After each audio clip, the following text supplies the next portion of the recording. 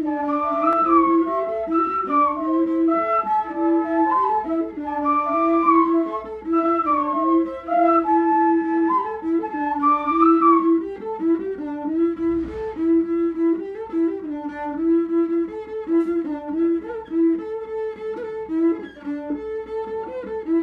over 20 years, northern Uganda was embroiled in one of the most brutal wars in the history of Africa. The conflict caused thousands of deaths and the displacement of approximately 1.1 million people of Acholi land and the abduction of nearly 23,000 children. At the height of the conflict, from 2002 to 2005, hundreds of thousands lived in appalling situations in displacement camps across the region. In 2006, a ceasefire was negotiated between the government of Uganda and the Lord's Resistance Army, or LRA rebel group. This allowed for many of the internally displaced people to return home. But home wasn't as welcoming as many expected. 20 years of conflict had definitely taken their toll as many aspects of the society had broken down. Government systems were in shambles. Land wrangles became the order of the day. Domestic violence was rampant, to mention but a few.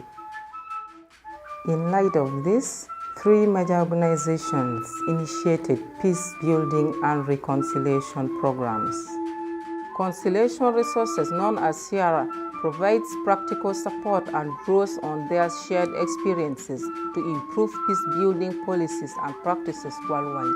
Conciliation Resources, CIRA, together with local partners, has implemented the Governance and Transparency Fund program as 4 separate projects in extremely fragile and conflict-affected areas in West Africa, Fiji and the Caucasus, Uganda and South Sudan. Their goal throughout this work is to increase public participation in policy making and encourage greater government responsiveness and accountability in these regions. Justice and Peace Commission, known as JPC, was started in 1993, but became fully operational in 2001 with programs in community dialogue, reconciliation, peace building, legal services, human rights advocacy, research and documentation. With the support from CIRA, Justice and Peace Commission, JPC, rolled out the Community Peace Building Project in northern Uganda. This covers aspects of Peace Recovery and Development Plan, or PRDP, land conflicts, and domestic violence. The Acholi Religious Leaders Peace Initiative, also known as ARLPI, was formed in 1997 as a proactive response to the conflict in northern Uganda. It brings together leaders of 6 different religious groups: the Anglican, Catholic, Muslim, Orthodox, Pentecostal, and Seventh-day Adventists, and their respective constituencies to participate effectively in transforming conflicts in northern Uganda and the surrounding region. The Acholi Religious Leaders Peace Initiative, ARLPI, started implementing a cross-border peace building, advocacy, and governance project for a peaceful northern Uganda and southern Sudan.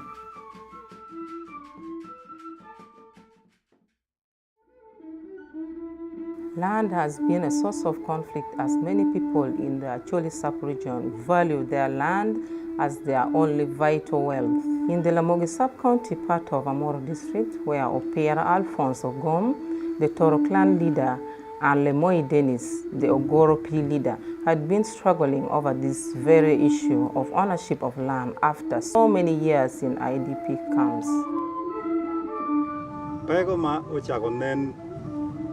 Ikin kagaman ario ARLPI kitoro ene pego melara mengom ma uchake kikin dan ario medok kagam ario ini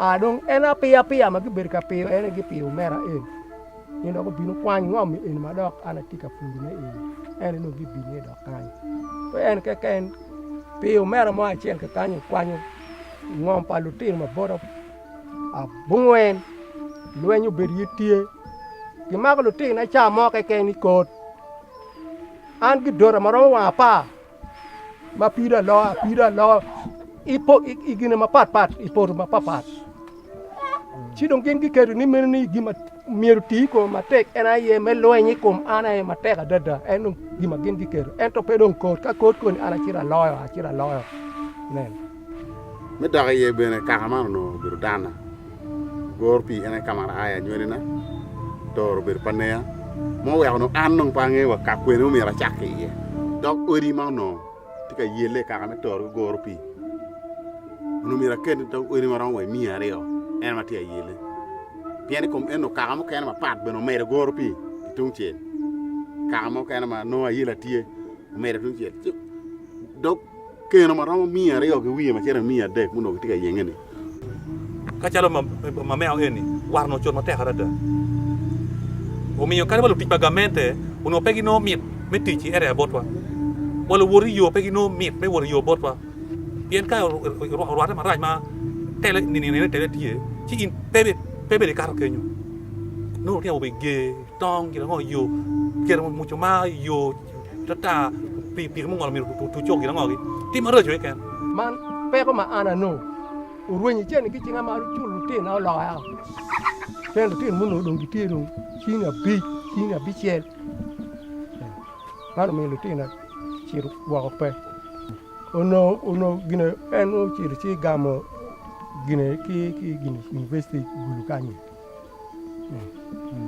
ma admission pe no wen gi mi yo en to chen pe ma la tin ko no a ti mer laki Kampala kuja nen eno no gi jole science computer karme tele pinyo beraj wo bir ka chake waje tem yeme uno chawa duchu ende ka chake time tange ka chake mkani beri tanga si adida u ber maraj wa ter ken maduong ando ya ter yu boto duong ata wa yuba no ne ti ko no chak dongba.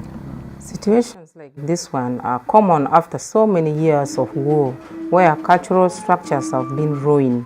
Likewise, during the Lord's Resistance Army's reign of terror, the Patero sub-county was the major pathway of the LRA en route to Sudan. This led to a substantial structural loss for Patero. After the war, Patero was left in shambles. PRDP e Patero sub-county kanyo tiyo mapol.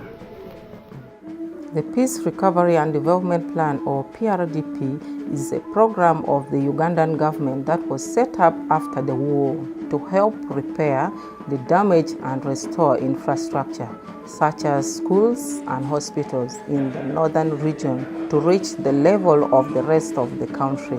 When the program started in 2008, JPC saw that there was little local involvement.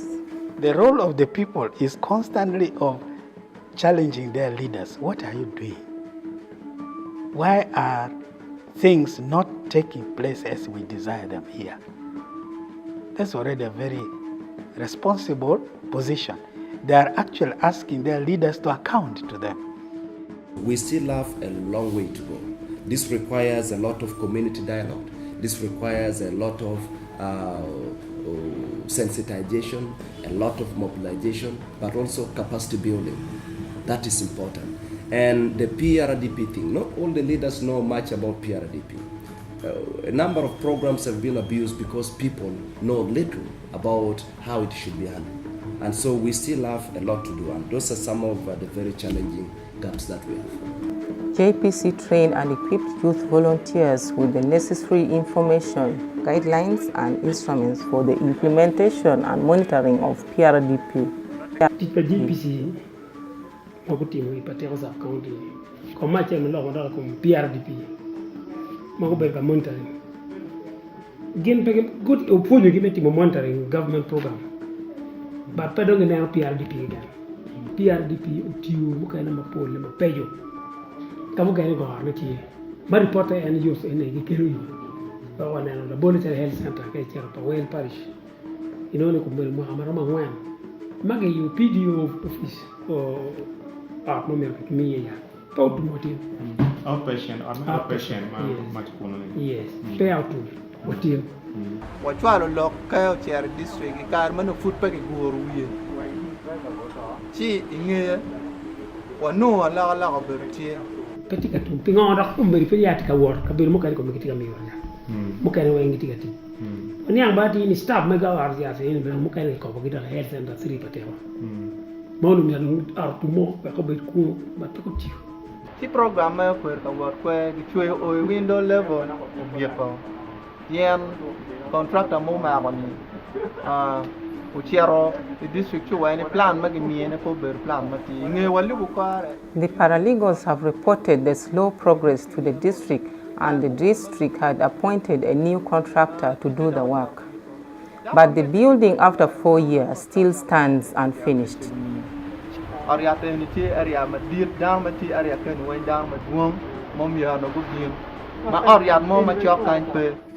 Como biru mo kan ma ati kwal o biru ko e ar ma diet me ene dier ko pay ka re gen mo ba slap me diet te ka den gen be ko chen reporting board den reporting to the district engineer ci biru ko kwani ka mon ma rati ko do ko chen ko me ti ma ba ko ni ene ti ka ti mo mo to le cancer a 3 mo se we sub county then LC1 one material sub county authority jaga ba chen an wal wo gen ni way me mere ko fo ñu mewru ci me tiero ge rôle ba me ngoma gënu te ken wa yow kan c'est as giti giti war me tier kan lu wax ma dul bi tiero ge programme ba ka mene kan te ane o to ala me tiero ka ro ko jim mu ken wa gen dal ma ti ken de gang ba gi tiero ge ro ge ngeli gi ni megi chon no ka ge te ay bu gang pan lu wax me ken gang way man gang pan ba ka mene Gramo ciar ke bal ba jimbu kan gramo ciar ka paja jimbu kan ngal pan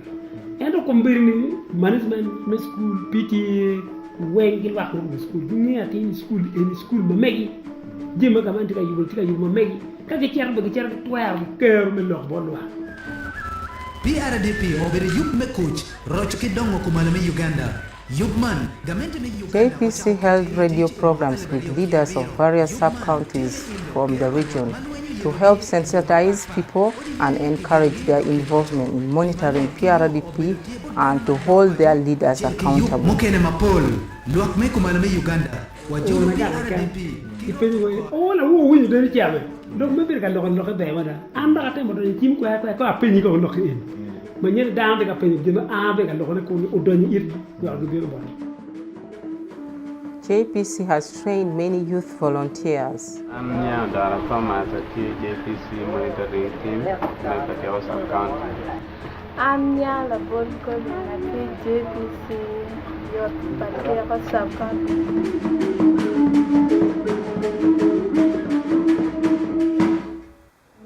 In Boatira sub-county, like in many other parts of northern Uganda, the war had ruptured many social aspects of the community.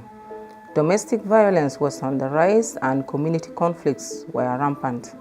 In response to the situation, JPC trained several community members as paralegals, such as Atim Pamela, with the skills to mediate the rising conflicts. Omon Joyce Kidega and Achan Mili were fighting.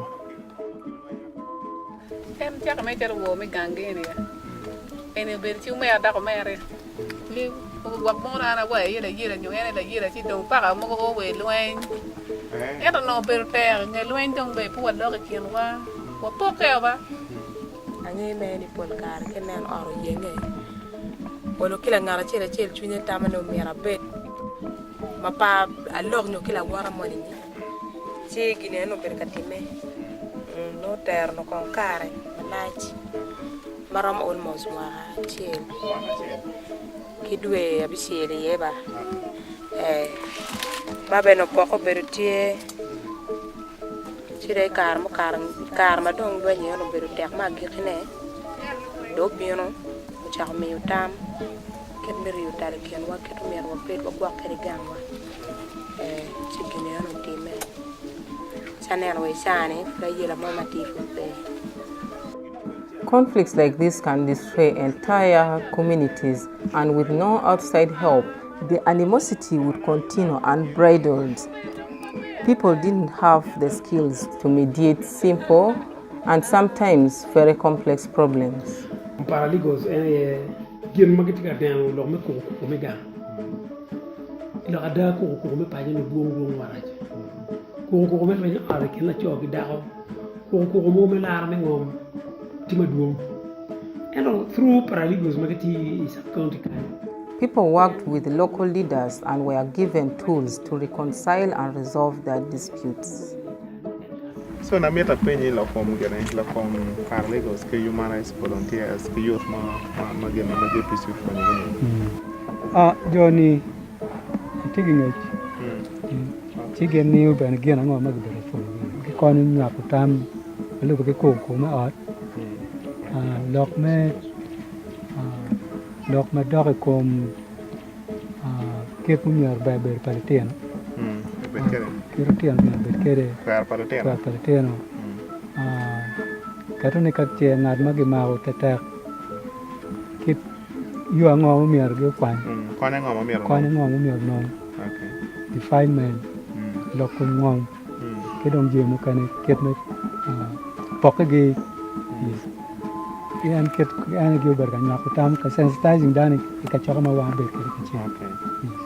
So mo parte sensitization kon ke gimonti magwa ena ngu gitika tema mo be kare e duol mo mege ken gimonti magwa ko tema be me na no gutimo ala ka mo magwa ko kedo mo da mo ti duol ken ala ma na ngu kedo ene chalo nyako tam ke dano yes pian ka chene ngu nyako tam ke dano kibian bagi wachiwa ni ka be ma kuma no anya ka tam ngari kuma so we ko wan ben wa konyo no lo poko gi no yan ka gi onyo wan ben wa chero ni wa neno ke ta be be ni tike wala gi nyako tam no ngom no gi nyako tam ko pe to ma chala man nyako tam ma ne be tiene nyako tam chalo ke ni chalo domestic violence ko ke na choke dago Kidong bene cases muka ni machalo defilement gi yo ber ka war ber re paket gi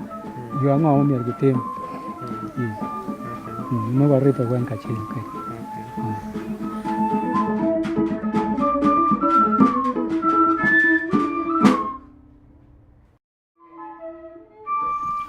Any area ba ana ber pinkan ana ber anti moñ chi umin wara moache umio ki dago ni ma ena ke yone ni fu en upur ba ma nge ma ka gor pi cer tore cer furu por ma gindi furu cer balo wa chamo kan me por pera me luen ma tiat ta me luen me nebo ka me toro tamo ma per ma reju chốt pa war ana ne ro bi choke yo me luen ni kuma ma ke ma ye gar palute na rio ke red ber community na ari ga chiri poli ju bino no gi kama gen gi tore en ngom cha no wo ki kot sap kan tu do ko ngoma chinga chi gen gi tero en ngan ma wa tele ke ne o tek kunu a gi to ora chelo kunu ito wa matafali wa ba weng chiano are a chir police chiro waro luwi wa chir kegi I police ka police tingu gar palute na duako ento no tena no po chir pi lwen ento no ka lungin gi monyu gang kuno odong mere tigi chwin me lwen gi tigi jema rechu dong ben wen chingi ento an me ona kuna o gi gamente e chal police dong police ba wek dong enong ojo kwa wana rio ni weng dong peke kuman ubero tek mameo la sien momot o chago kelo dok ot ma popol metoro ki meo gorpi te meo kon put kagagi kita yang tidur cakai mahal di bari oke abiciel, orang dan dok gangi, mero peo berno dok tek total, ento cakai di bari oke biro, biro kayak dong di bari oke para ciel, kayaknya eno kamadong, ker ne o mera do ma tek ma yup wen ka choke wen ma timen ka choke me neno ni ichiro i voy jomon ni chi ada karmadong teleno dorun tek an aneno kilo memba na dok kaka metoro ni dano koni dong pito pien muito dong tiemen chi wana yo ka choke ma dito ker ge pen chago chi mo dokin bot do kaga na ni wan wa merne o mir ku chi o warga ge chwari sab konto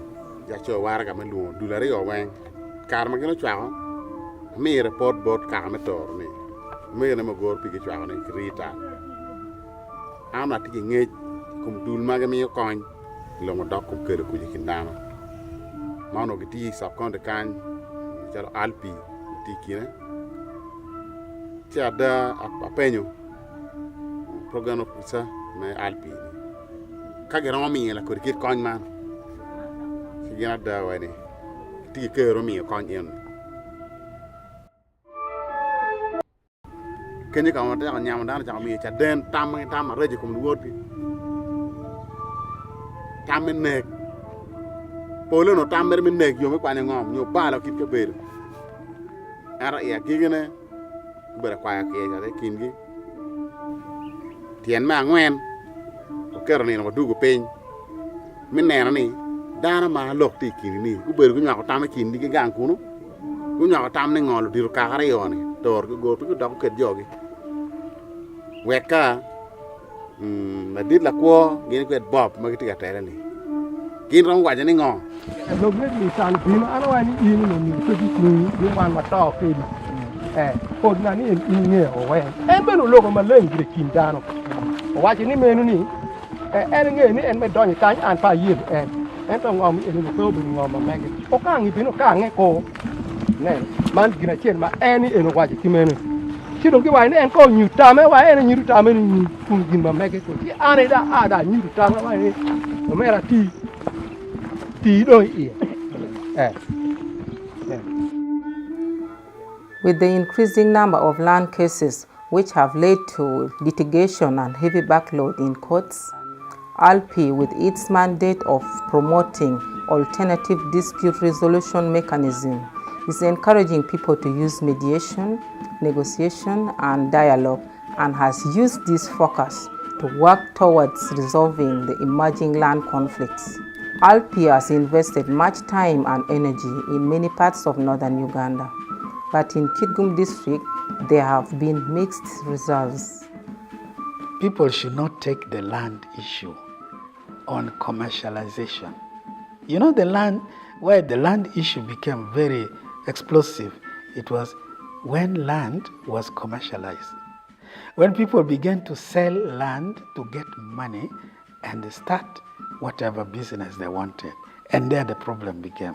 Plus, other people who had interest in also acquiring land in this area, they began to come also in. And there, land became an issue of scramble. The local people among themselves, the local people with the people who may be from outside the area. All this complicated the issue. The church has a role to play to sensitize the people about this. Injustice should not be there, and the issue should be handled peacefully, and the laws that are to be enacted must be in compliance with already customary practice in this area. That the law must not make that basic foundation of how land should be used not to be pushed aside. Communal ownership of land must be preserved by the law. You know, the question of land should not really be taken very lightly, because in northern Uganda, land is owned communally by the people, by the community.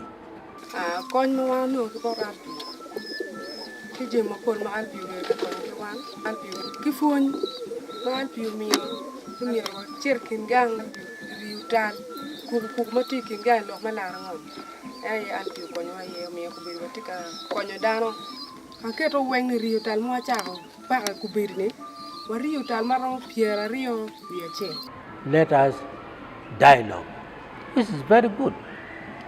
So that's why the situation here is becoming much better now because they are talking. In Madupe, the people of Lawiyedun, the Lutuko, the Odia, the Opi, and the Semitic. Those 4 tribes, clans who are living together. But now they are fighting over land. We said, why do you have to fight? Use the land, go back. An machal won come area land committee. Lok mo time ila we dun kan. Ana maro we ira yeto twal. Ki lok mo ken ma ana berga winyo ne. Kira gen gi berga teta kwere. Ma no ku pe ber ma bedo twal. O we ko jo lo pi mati kan du go ngwe ko. Ma ge wang uri yo le weng. Tinge ma don wan luo jo me ARLPI. Ma go woro kan tiana dek. Ma berga mi tami kingi. Olo to waneno ko berni be berung tika bino. Ma ben ana neno ge wani uri ma ge wangoni. Don kom bera neno ge tika rojo ge. Kidong gino tika ri me me potum.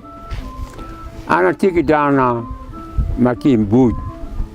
Dana pier de gwangwen. Ki la tino ki medigario. Ki mega magage en pangeo. Kagamente tuero ki maginero kare balang kime. Ki mil gamer benonen. O kon no tino cha ko duk pado. Kong mer gamer o kwet. Ko lo tini ngara cha chelo o sio tan mengo. Pinga lo tini belung ko ro ki mwaka. Chelo ka tini ning. E ta kwara chuliba bar kime. Ki alego wan kenwa no chalo wara chuli. Bar ka bale. Bar mi tumoko belika ke chulo. Mi dano rote ke maro put dano do ka chel. Gino mi ndo ke cherga ri. Ene piemo ke pia. O mio pia ma ke pia ke latini tugo. O mio komber o kela yela. Ikinwa wan kegi. Gin ko bero ke ka dek. Mo ko lwenya kede. O mio tingi ne ko ke latina ni. Ata unu nena ngo mati katime. Anin mabin an gangai. Uye wango ko mirweng. You know, peace is not an individual quest. We have people outside this place who are pushing hands to the conflicts in this area. And this makes it difficult for us now to bring the 2 parties or any party into a round table kind of dialogue. So that one, we tried, but it is still hard because the people around, to me, they lack trust on their leaders. Quiero kamala ngo be no berutiye. Chono tie ko mafort endo ko be pot tu mabe. Man gin mo berga timme ila wiye duñ. Ada poñe ma ARLPI berga poñe wan. Ma wana berga ka word bodu be ne kan ni duju. O mi oloto gubu mo. O mi dan ko berite line. Ma bene tama wajoni katwere ARLPI pot age kan. Kong do mede gi bino kan. We wa mede gi poñe dan kingang. Land conflict remains a big challenge. On a weekly basis, I get involved in activities related to mediation more than 4 times.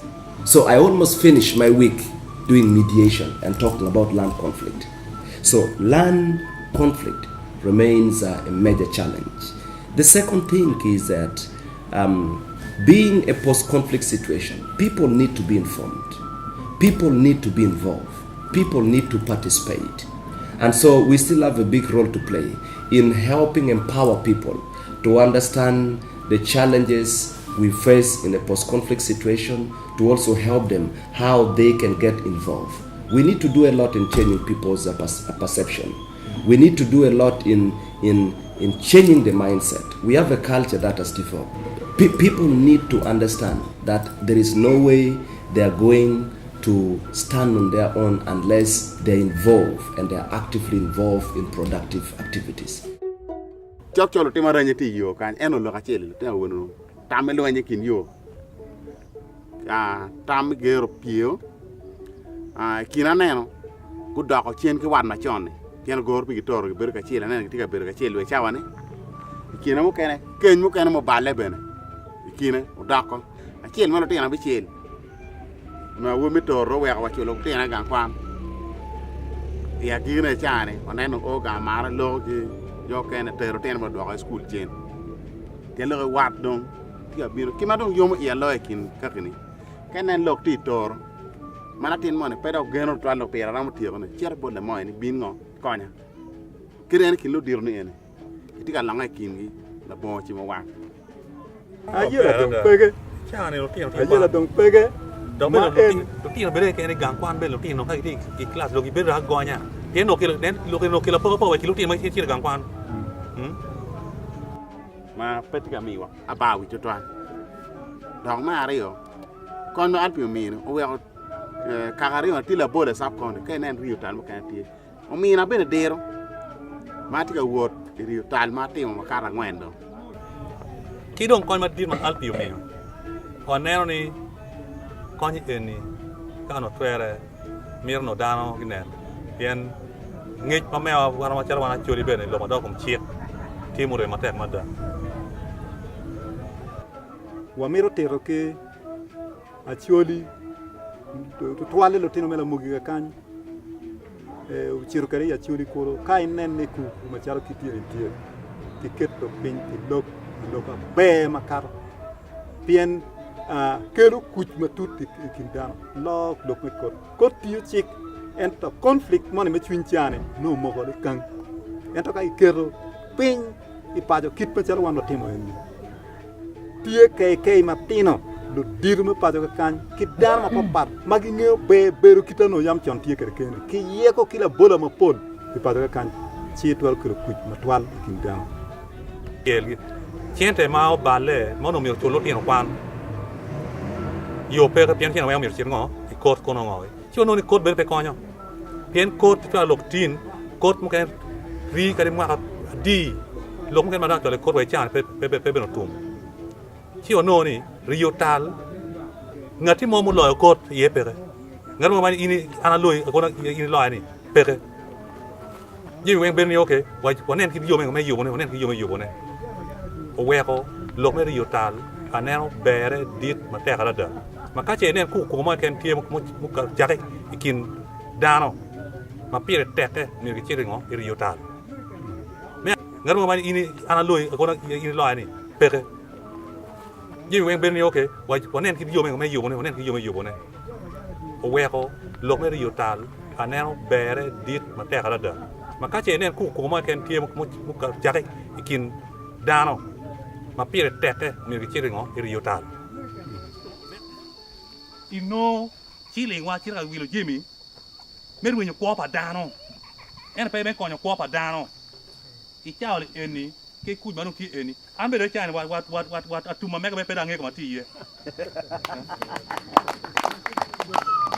donc ka wora agwanya ta ti don pe ma we ko wodi wo nama kin ping o do ko yoto kin ka ari yoni ki la dit to dir me alpi ka ke no dir me la mo sub county to te umi ma te eni wala ne pe o giri ko mane ken o mi beno kiri bot ka ki mu kene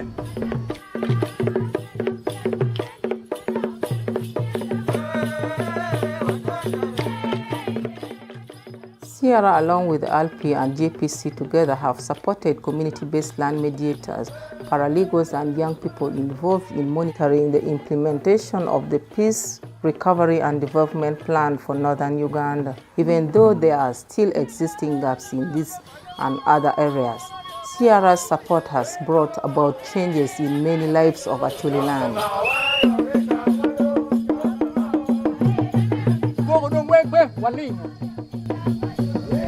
Man be ma alpi obinu medo koru ba mu no berkati kinwa wa kwedu pe ko dong ko cha pe be kan be ta ra kama dong ruwe nyang eno ko pe ka gelo ya ya ko ya ma cha ra ko previously intractable problems are now being addressed through the empowerment work of Conciliation Resources, ARLPI and JPC.